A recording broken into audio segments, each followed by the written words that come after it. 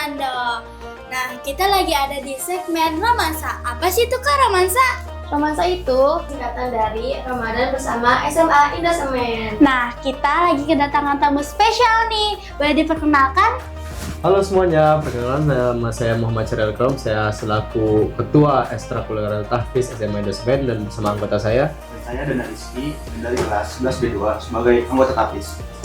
Wah, kali ini materinya apa ya kira-kira? Penonton udah pada penasaran belum nih? Jadi apa sih Kak materi hari ini tuh? Nah, hari ini aku tuh mau ngejelasin tentang proses keimanan. Kalian tahu nggak iman itu apa? Iman di kelas kita nggak sih? bukan itu. Bukan. Iman itu kepercayaan, ibaratnya kayak kita Islam. Kita percaya dong Tuhan itu Allah. Nah, itu ibaratnya namanya iman. Nah, masalahnya di sini tuh aku mau bahas tuh tentang kenapa sih anak-anak sekarang tuh pada males sholat, ibaratnya kayak kenapa sih mereka harus sholat, kayak kenapa sih, apa sih manfaat sholat, atau segala macam. Nah, itu tuh adalah keimanan mereka. Misalnya mereka tuh udah goyah dari imannya. Nah, aku hari ini mau ngebahas tentang gimana caranya terjadi proses keimanan. Kenapa sih iman itu ada? Apa tuh Kak penyebabnya? Nah, langsung aja kita mulai ya. Boleh. Jadi yang pertama itu ada yang namanya proses al-uqwah kubro. Itu adalah pemikiran. Ketika kita sudah menanjak dewasa, tentu aja dong kayak pemikiran kita tuh makin tajam. Ibaratnya kayak kita tuh makin mikir, kita ngapain sih hidup di dunia ini? Kita kenapa sih harus ada Tuhan atau apa segala macam? Itu tuh pikiran nakal ibaratnya ya. Nah, kemudian tuh dilanjut sama pemecahannya. Tentu aja kita tuh penasaran dari apa yang kita pikiran itu pasti harus dijawab dong sama kita. Nah, lanjut di situ kayak dijelasin di sini tuh pemikiran manusia dulu. Kita mau ngejelasin pemikiran manusia itu.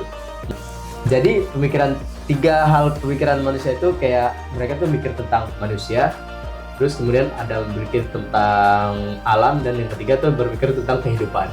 Nah, aku mulai satu-satu ya. Yang maksudnya tuh kenapa terbatas sih? Nah, yang pertama tuh manusia.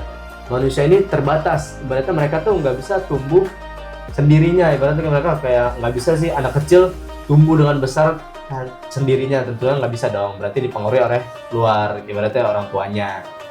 Dan yang kedua tuh ada kehidupan. Kalau kehidupan itu tuh kayak individu, ibaratnya kayak kita nih.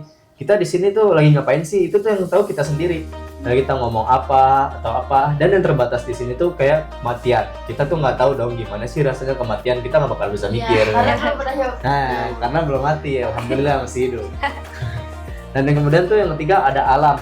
Nah, alam itu tuh terbatas. Ibaratnya kayak langit. Kenapa sih namanya langit? Itu tuh dari mana? Apakah langit itu dia menamakan dirinya sendiri langit? Tentu saja enggak dong. Tapi dibantu sama kita manusia.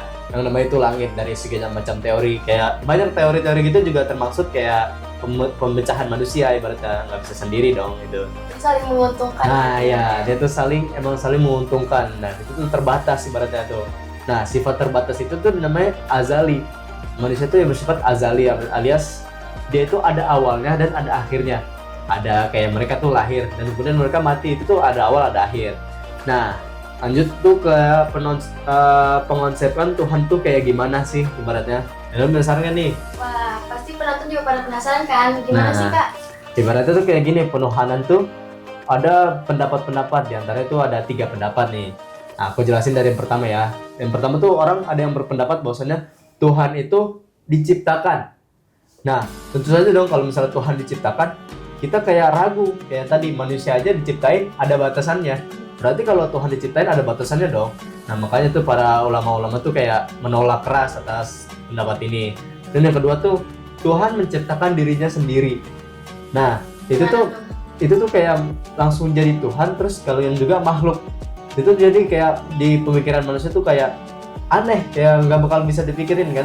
Ibaratnya kayak di luar logika ibaratnya.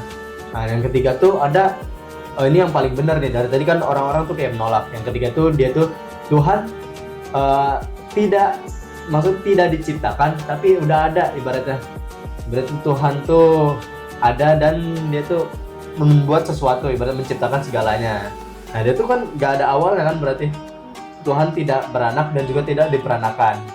Lam yalid walam yulad walam yakul lahu kufuwan ahad, ibaratnya gitu. Nah, jadi tuh dari konsep itu tuh udah kelihatan bahwasannya keimanan itu tuh bisa dilihat bahwasannya Allah tuh ada. Kayak Al-Quran tuh menurunkan ayat-ayat yang menerangkan tentang penciptaan langit dan bumi bagi orang-orang yang berakal. Nah, itu tuh kayak penciptaan bumi dan langit itu udah ada di Al-Quran. Al-Quran tuh turunnya kan bertahun-tahun lalu ya. Kayak nenek kamu pasti tahu agama dari nenek kamu lagi. Ibaratnya tuh turun menurun. Jadi Al-Quran itu udah ada sebelum materi yang kita jelasin manusia ini tuh ada. Berarti kayak udah dijelasin apa. Jadi itu salah satu acuan kita sebagai meningkatkan keimanan. Akhirnya kita tuh percaya bahwasanya Islam ternyata benar. Al-Quran udah ngejelasin bahwasanya tuh dengan logika juga bisa kita beriman. Biasanya kan orang beriman tuh ragu akan logika. Biasanya mereka tuh selalu mikir kayak buat apa sih ini segala macam, orang apa yang terjadi sama aku nih sebenarnya kayak bisa terjadi secara logis, bisa dicerna oleh otak. Nah, dilanjut sama teman aku, sifat Dari proses berpikir, penelitian, memperhatikan serta berhukum pada akalnya dalam beriman kepada Allah Subhanahu wa taala secara mutlak.